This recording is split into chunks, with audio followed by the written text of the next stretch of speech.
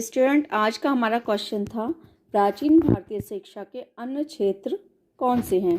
तो उसका मैंने आंसर बताया था शॉर्ट में कि स्त्री शिक्षा है, व्यावसायिक शिक्षा है और व्यावसायिक शिक्षा भी शिक्षा को भी के भी महत्वपूर्ण अंग हैं, जो कि सैनिक शिक्षा, चिकित्सा शास्त्र की शिक्षा और वाणिज्य शिक्षा है। तो आइए इसका हम विस्तार से देखते हैं कि इसके अंदर क्या क्या और है। लेकिन उससे पहले जो नए हों वो चैनल को सब्सक्राइब कर दीजिए। चलिए देखते हैं इसका आंसर। शिक्षा के अन्य क्षेत्र। स्त्री शिक्षा। वैदिक काल में पुरुषों के समान स्त्रियों को भी शिक्षा ग्रहण करने का अधिकार प्राप्त था। स्त्रियों को वेदों का अध्ययन करने की पूर्ण स्वतंत्रता थी और वे पुरुषों के साथ यज्ञ में भाग लेती थीं।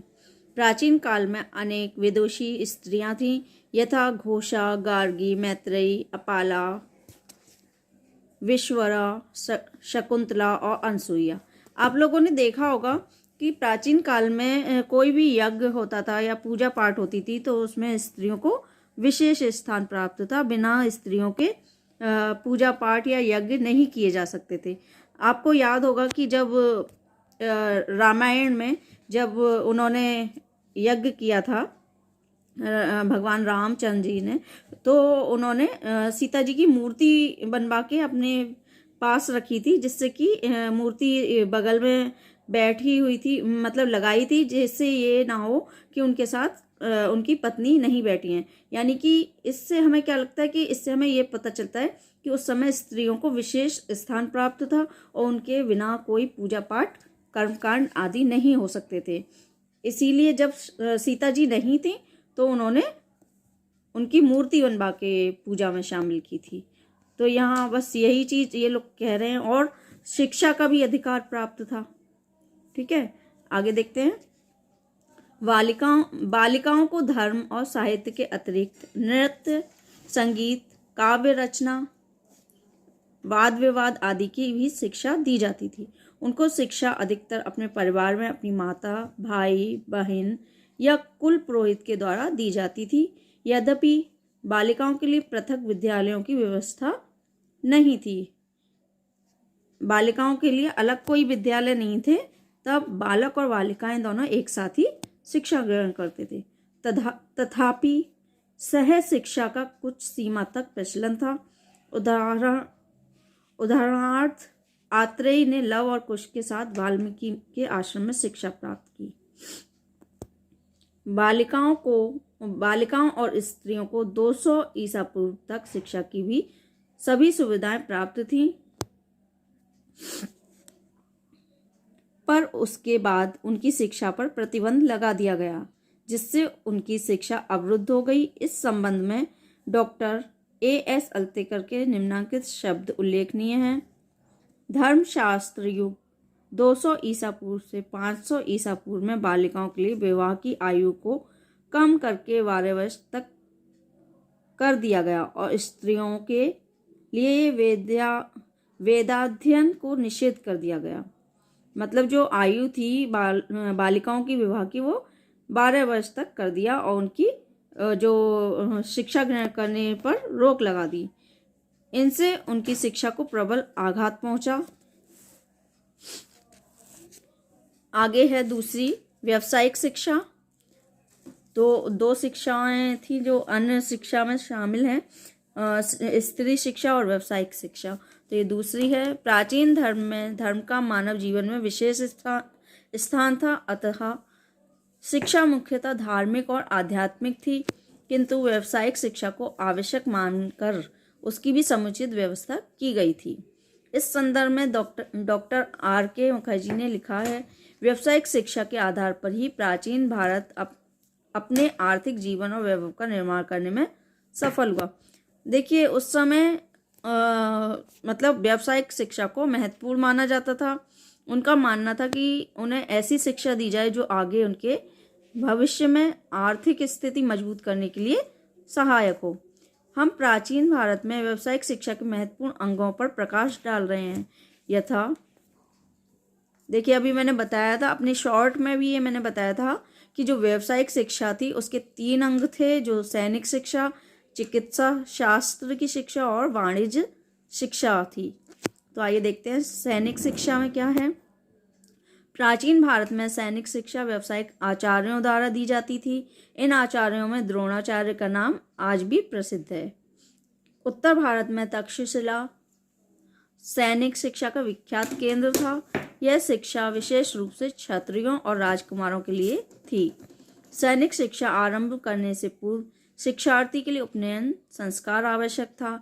उसके पश्चात उसे युद्ध कला का ज्ञान प्रदान किया जाता था और उस समय के प्रमुख अस्त्र शस्त्रों के प्रयोग का प्रशिक्षण दिया जाता था। देखिए शिक्षा प्राप्त करने से पहले क्या होता था, उपनयन संस्कार किया जाता था, ठीक है, उसके बाद ही शिक्षा ग्रहण की जाती थी। आगे देखते हैं चिकित्सा शास्त्र की शिक्षा। प्राचीन काल में चिकित्सा शास्त्र की शिक्षा व्यक्तिगत शिक्षकों द्वारा दी जाती थी जो अपने विषय के विशेषज्ञ होते थे। इन शिक्षकों में अश्विनी कुमारों के नाम अपनी विलक्षण प्रतिभा के लिए आज भी प्रसिद्ध है। चिकित्सा शास्त्र की शिक्षा आरंभ करने से पूर्व उपनयन संस्कार होता था। इस संस्कार के लिए उसी छात्र को योग्य समझा जाता था जो पूर्णतया स्वस्थ होता था। चिकित्सा शास्त्र के अध्ययन की अवधि साधारणतः 8 वर्ष की थी। देखिए ये हमारा यहाँ तक हो गया। उसके बाद हमारा वाणिज्य शिक्षा रह गया। उससे पहले मैं आप लोग को एक बात शेयर करना चाहती हूँ कि मेरे किसी स्टूडेंट ने, जो मेरी वीडियो देखते हैं या स्टूडेंट हो या कोई भी हो, सब्सक्राइबर हो या बहुत से लोग हैं जो ऐसे ही कभी कभी देख लेते हैं और अपने व्यूज़ रख देते हैं, तो अच्छी बात है। खैर, तो उन्होंने मेरी वीडियो देखी होगी और उन्हें कुछ गलत लगा होगा, तो उन्होंने बोला कि आप गलत पढ़ती हो और पढ़ाती हो मतलब हिंदी गलत पढ़ती हो। हाँ, मुझे भी लगता है कभी कभी आप लोग को नहीं पता होता कि मैं कैसे पढ़ रही हूँ या क्या कर रही हूँ। तो कभी कभी मैं अपने फ़ोन को लेकर ये वीडियो बनाती हूँ, फ़ोन से वीडियो बनाती हूँ और मैं हाथ में पकड़कर वीडियो बनाती हूँ। मैं आप लोग को बता दूँ, मैं हाथ में पकड़कर वीडियो बनाती हूँ और फ़ोन मेरा हिलता है क्योंकि मैं फ़ोन में मुझे दिखाई नहीं देता है कि क्या लिखा है क्या नहीं लिखा। तो कभी कभी क्या होता है, दिखाई देता है लेकिन जैसे हिल रहा है फ़ोन तो ब्लर हो जाता है, तो वो दिखाई नहीं देता। तो कुछ का कुछ दिखाई देता है और थोड़ा टाइम लग जाता है सही पढ़ने में, तो इसलिए कभी कभी गलत पढ़ जाता है और हो जाती है मिस्टेक। तो बस मैं यही शेयर करना चाहती थी कि गलत इसलिए आ जाता है। फिर भी अगर आप लोग को कभी लगे तो आप लोग जैसे उन्होंने मुझे बताया तो ऐसे ही आप लोग मुझे बताते रहिए, तो मैं अपनी गलतियाँ सुधारती रहूँगी। बस मैं यही कहना चाहती हूँ कि फ़ोन हिलने की वजह से ये गलतियाँ हो जाती हैं और ब्लर हो जाती है जब फ़ोन ज़्यादा हिलता है। अब मैं बोल रही हूँ तो फ़ोन मेरा बार बार हिल रहा है क्योंकि बोलने में थोड़ा तो इंसान हिलता ही है, तो उससे ब्लर होने से मुझे क्लियर दिखाई नहीं देता। मैं कोशिश करूँगी इसका ट्राइपॉड लाने की और फिर मैं अच्छी तरह वीडियो बनाऊँगी। और कोई भी मिस्टेक हो तो आप लोग मुझे खुलकर बताइए। मुझे बहुत अच्छा लगा उन्होंने मुझे बताया और मैं आगे अपनी गलती भी सुधारने की कोशिश करूँगी। तो आइए, हमारा ये एक पॉइंट रह गया था, देखते हैं वाणिज्य शिक्षा।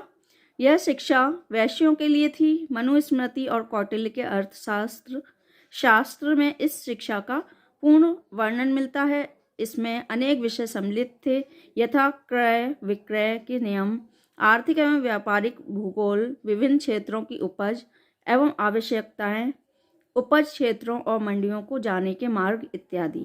वैश्य बालकों को वाणिज्य की व्यवहारिक शिक्षा अपने पिता से और अपने घर की दुकान पर अनुभव तथा अभ्यास से प्राप्त होती थी। यह शिक्षा कुछ शिक्षकों द्वारा भी दी जाती थी। तो ये आज की हमारा जो क्वेश्चन था वो फिनिश हो गया कि शिक्षा के अन्य क्षेत्र कौन से थे। तो ये शिक्षा के अन्य क्षेत्र थे, आप लोग देख लीजिए। और कोई भी मेरी गलती हो या कोई भी किसी भी चीज़ के बारे में आपको पूछना हो, बेझिझक आप लोग पूछ सकते हैं, बेझिझक बता सकते हैं। अच्छा लगता है कि हमारी गलती कोई बता रहा है, तो हमें अपनी गलती भी तो पता होनी चाहिए, तभी तो हम उसमें सुधार लाएंगे। और जो लोग नए हैं वो सब्सक्राइब कर दीजिए, लाइक शेयर कमेंट करते रहिए। Thanks for watching.